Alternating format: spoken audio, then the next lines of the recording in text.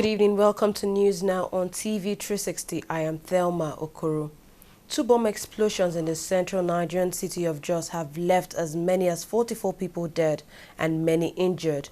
Nigeria's National Emergency Management Agency, NEMA, Monday confirmed the attack, saying over 47 people were injured in the attack, which may have occurred at a restaurant and a mosque on Sunday night. NEMA officials say they are still gathering information, and so the figure is likely to rise. No one has claimed responsibility for the attack, but militant group Boko Haram is suspected to be responsible, as the sect has carried out similar attacks in the past. The blasts are the latest in a series of deadly attacks in recent days, which have seen more than 200 people killed. On Sunday, a suicide bomber killed at least 6 people in a Redeemed Church in Potiskum, Yobe State. Reacting to the blast in the Redeemed Church in Yobe on Sunday, Nigerian President Muhammadu Buhari has condemned the attack. More than 5 people were killed at the church located at the outskirts of Potiskum, Yobe State, northeast Nigeria. A statement issued in Abuja on Sunday by the President's Special Advisor on Media and Publicity, Femi Adesina, said President Buhari deeply regrets the unfortunate loss of lives in the attack and commiserates with all those who lost loved ones in the incident. The president reaffirmed his administration's total commitment to doing everything possible to eradicate Boko Haram, terrorism and mindless extremism from Nigeria in the shortest possible time. Still on the blast, the governor of Plateau State, Simon Lalong, has appealed to President Muhammadu Buhari to restore military checkpoints in the state to check the movement of suspected terrorists. The governor made the call on Monday following multiple bomb blasts in Jos on Sunday night, in which 44 people died and 67 got injured, according to figures by National Emergency Management Agency, NEMA. Shortly after he visited the scenes of the blast and the injured victims at Plateau Specialist Hospital, Lalong said the security checkpoints will reduce attacks in the region. President Muhammadu Buhari had directed the removal of all military checkpoints nationwide last month, saying internal security should be handled by the police. The government later relaxed the order to allow checkpoints in high-risk areas in the northeast, which is currently facing a brutal insurgency by the Boko Haram sect. A UN analyst has advised Nigerians to begin preparations for the post-insurgency rebuilding of the northeast destroyed by the Boko Haram insurgents. Matthew Alao, a UN conflict prevention and peace-building analyst with the United Nations Development Programme (UNDP), said Nigeria was in the last phase of insurgency in the northeast, and so there is need to ensure post-conflict reconstruction, reconciliation and rehabilitation. He said the measures should be targeted at women, adding that most of them had lost their husbands and children to the insurgency. Alawa also pledged the continued support of the UN to the victims of Boko Haram. The Lagos State Police Command Monday paraded 4 men suspected to have taken part in the bank robbery incident that occurred in Ikorodu, Lagos State, southwest Nigeria, just last month. The men, identified as Monday Akpan, Bright Agbojule, Jafaro and Baba Ibeji, were arrested in Ondo and Lagos states on Sunday, July 5th. One of the suspected robbers, identified only as Baba Ibeji, was heading to Okitipupa in Ondo State. When he was apprehended, he eventually led security operatives to the hideouts of the others. Last month, the full gang of 15, reportedly led by a woman, had unleashed terror on 2 commercial banks in Ikorodu, cutting away millions of naira. There were no deaths recorded in the attacks, which occurred June 24th, but 4 persons, including a bank customer, were hit by bullets during the 1-hour operation.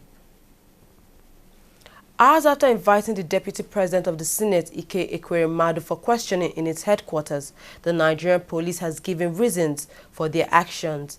In a statement posted on its Facebook page, the police explained that it received a petition from a senator who alleged unauthorized substitution of Senate documents. It said in line with the policy of the police leadership on evidence gathering, and the matter was referred to the 4th CID in Abuja for investigation. The police action comes as Nigeria's main opposition party, the People's Democratic Party, accused the ruling All Progressives Congress of plotting the arrest of Ekweremadu after failing to force him to resign from his position. However, in a swift reaction, the APC denied the accusation, saying the party had no hand in Ekweremadu's ordeal. The Senate President is expected to appear for a questioning Monday morning at the force headquarters in Abuja. We'll take a short break now. When we come back, we'll continue with more stories. Every day, every hour, and every minute, news break in Nigeria. Things happen so fast, it's most times difficult to track and comprehend them. But that's what we do right here on TV360. 2015, would you want to come back again? It's like asking Jesus Christ if he knew he was going to die, will you want to come back as the savior of the world again? We do not just help you track the stories, we break them down, explore all the angles, analyze the issues so that you can fully comprehend the stories and use them to make the right decisions. Welcome back to News Now. Let's look at more stories. Nigeria's federal government and 36 states have agreed to share $1.7 billion of the $2 billion balance in the excess crude account. After the amount, which is about 391 billion naira, is shared, there will be just about $3.3 billion remaining in the account, which was created to help the two tiers of government, say for raining days. Edo State Governor Adams Oshiomhole had told journalists after the National Executive Council meeting last Tuesday that following a spate of curious withdrawals from the account by the last administration, only $2 billion was left in the account. Nigeria's naira was estimated at a record low of 232 naira to the dollar on the parallel market on Monday.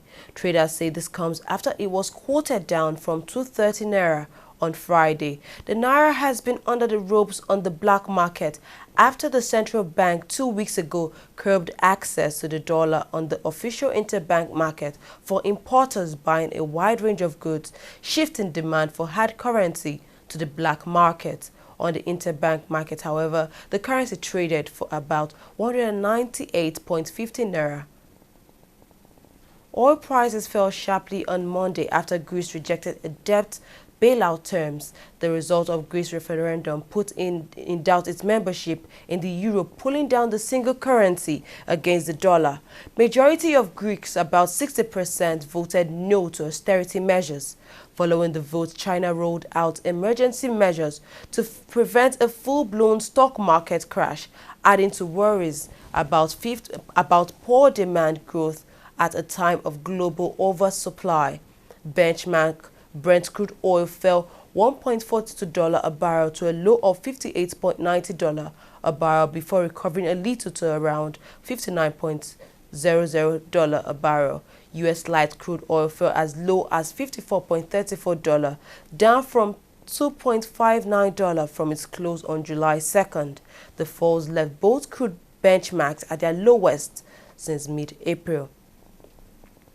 To international news now. Greek Finance Minister Yanis Varoufakis has resigned from his office hours after voters backed his call to reject creditors' demand for more austerity in a referendum.